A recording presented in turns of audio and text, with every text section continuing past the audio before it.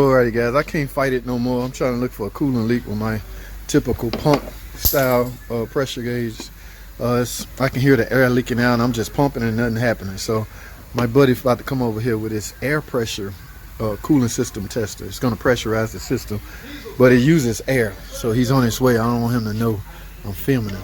Alright, so y'all gonna have to be quiet, alright? Shh, shh. Turn your camera on. Go, man.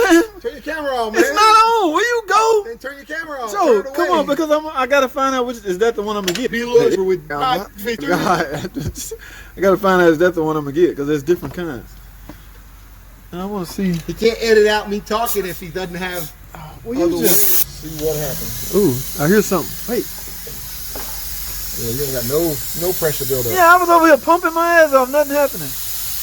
What's that noise? 13 or 14. It's back that way. Ah, come on, man. You blew it. I can run it all the way up if you want. No, I just want to find a leak. It's coming out of the valve cover?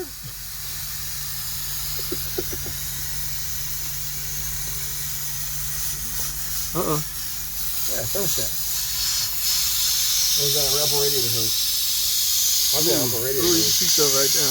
Ooh, is that gasket split? Is it the upper radiator hose? It is a hose. Yeah. It's cut right there. What a dummy. Look, it's a new hose. You can shorten it. Guys, you can just shorten the hose. Oh my God, no. All right. We're required. You just shorten the hose. I got to give me one. Because I was over here pumping my ass off. Nothing happened. That's why I like these. They're badass. All right. Look, that's almost full system pressure. That's full system pressure right there. Come on, man. All right, we found out what I needed to know. All right, I'm headed to Harbor. I'm headed to Harbor Freight to get me one of them. See, I ain't balling like this guy. He's a diesel guy. Look, he going. Radiator trying to get my tool out. Hey, man, easy. I don't want to be blamed for that. The 3-bar rule is apparently 1-bar rule around here. I'm going to find out. All right, let me go sell what's going on, explain what's going on. I never would have found that with this pumping on this because I'm over here just all right, I'm totally out of hashtag short time slot. So this is a long video. I'm just gonna tag some shorts on the end of this. But y'all saw what happened. My man came over with his snap-on air pressure tester, used air instead of mechanical pumping. Those are nice, just that I don't have one. Yes, am I gonna get one? Absolutely, guys. Will it be off the truck?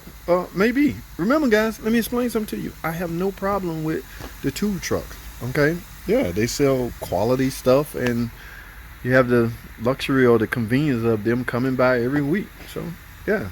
Now, can they be expensive? Are they expensive? Absolutely. You pay what you get for, or you pay for what you get. No, how that saying go? You get what you pay for. All right? This is not a bad one. It's just under these circumstances, this wasn't functioning right because I'm just doing this and nothing's happening, even after I filled it up. But as you saw with his, I was able to get a visual look at the leak. So on that note, guys, let me wrap this up. Let me go write this estimate up. I'm gonna get it's the hose. Let me see if I can get y'all a good look. He had pressure on it. Yeah, so the customer apparently, all right, now you see whoever put this hose on, right? Pay attention, follow me here. Y'all see how this hose, where is it at? Right here, y'all see right there? The lip of this hose, no, the lip of the valve cover is puncturing it into the hose. So technically that's what caused the hose to start leaking. Yes, it looks like a new hose that somebody just put on, got the new clamp, but look, as you can see right there. Yeah, this lip right here on this valve cover, right here, I'm gonna zoom in down there. The lip right here is just basically punctured a hole into the hose. All right, so yeah, so that's what caused this hose to give out. All right, it's not worn out, it's just damaged. I'm gonna say it like that. So we gotta get another hose put on here. Yeah, this is some Pookie. Are we gonna blame this? Let's blame this on cousin Pookie, y'all. Look at that clamp. Shame on you. Now this was an old one, so that clamp, that tension clamp that we talking about, it wasn't even invented back then, guys. So we'll let cousin Pookie slide on this one. We got a worm clamp on this, but that tensioning clamp with the two things on it, yeah, that wasn't around, so yeah, we'll let Pookie slide. But for the most part, whoever put this hose on, I don't know. This is just a defective. Look down there. I'm gonna zoom in down there so y'all can get a real good look. As he added pressure, it would coming straight through there. So we're gonna go with a hose and a thermostat, because I don't know the condition of that thermostat or housing. All right. Yeah, that's how we're gonna do it, guys. That's all I have, man. Look at this. And look at the engine. Let me talk about this engine. Who out there old enough to know the history on this 4-liter? This is a 4-liter inline, guys. You know, y'all know V is, you know, the difference between an inline and a V engine. This thing was bulletproof. Oh my goodness. Yeah, I've been with Jeep a long time, so I'd have done pistons. This is back when we used to repair engines, not swap them out. Now we're living in an era of parts changer. So when a guy called me a parts changer as if he's cutting me or dogging me out, I chuckle.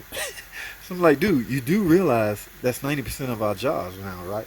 Okay, so calling me a parts changer is not really technically a cut anymore. You can't cut somebody with that. You got to do better. You got to learn some more cutting terminology. Calling somebody a parts changer ain't gonna cut it no more.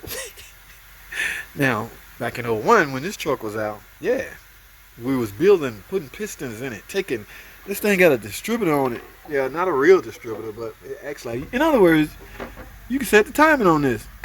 Yeah, I don't have my timing light anymore. I bet some of y'all young, I bet Fluffy Mexicanic going, what? Timing light? What is that, JT? Yeah, I always like to pick on that dude, the young dudes, you know. But yeah, back in the day on these, well, the main thing was valve covers leaking and little petty stuff, but it served its time well. It served its era well. Alrighty, guys, real quick, 3.6 Pentastar. I got some plugs right here. I'm getting ready to do a tune-up, guys. Now, the goal is to help this engine restore peak performance. All right, get its peak performance back that it had at birth. Okay, so I got some spark plugs here. I got air filter. I'm gonna clean the throttle body. I'm gonna do a lot of maintenance things. But here's the one part you guys be sleeping on. This right here. You see this? It's a PCV valve, guys. Positive crankcase ventilation. It is housed right here. Don't sleep on this, guys. I think the book says every 100,000 miles, but guys, no. If I was you, I would replace this every 60,000 miles, okay? 30 if you in here. If you down here in this area, go ahead and replace this PCV valve every 30,000 miles. You can see a little oil in here. It's time to get this replaced. But my thing is, you don't have to wait till 100,000 miles to get it replaced. It's fairly easy. It's fairly inexpensive. And I suggest you do it a lot sooner than that, all right? Yes, there's a change interval on replacing the PCV. In my opinion, every 60,000 miles.